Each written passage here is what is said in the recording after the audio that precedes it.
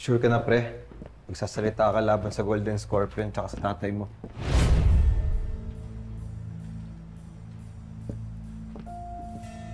Onad, dapat noon ko pa ginawa to, ha?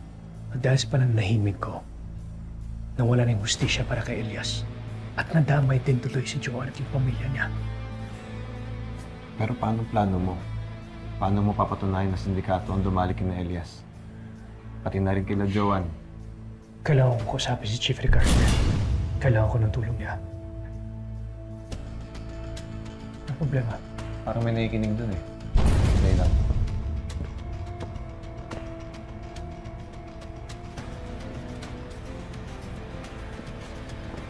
Ano? Wala.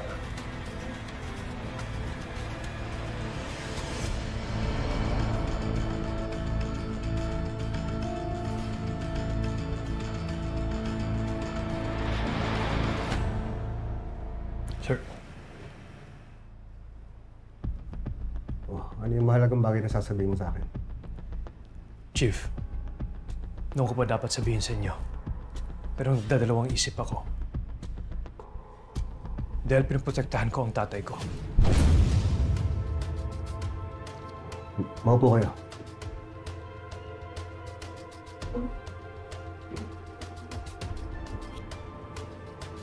Ano namang kinalaman ng ama mo dito sa usapan natin?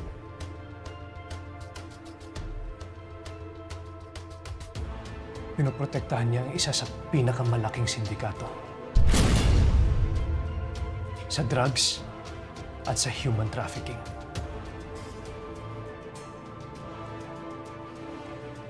Ang Golden Scorpion.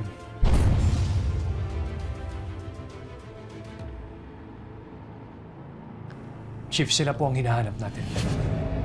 Sila ang pumatay sa babaeng witness natin sa safe house. At sila din ang nasa likod ng Palanga Massacre. Sila din ang umatake sa pamilya ni Joanne. Sandali pa eh. Sigurado ka ba dito sa sinasabi mo? Pinoprotekta ni General Policarpio itong mga kriminal na to?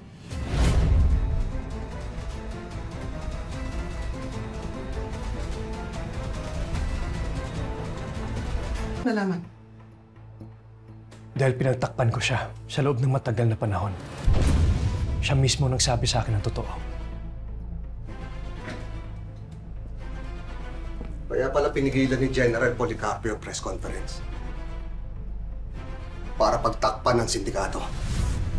Huwag mo munang ituloy ang press ko.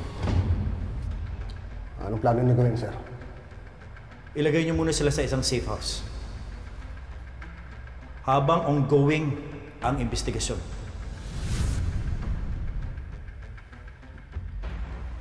Sir,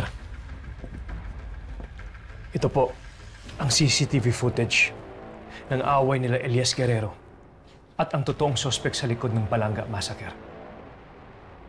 Chief, tatay ko po ang nagpabura sa CCTV footage na yan para pagtakpan ng sindikato. Itinago ko yung CCTV sa Binondo para tumigil ka sa pag-iimbestiga. Dahil kapag hindi ka tumigil, pag-iinitan ka ng sindikato!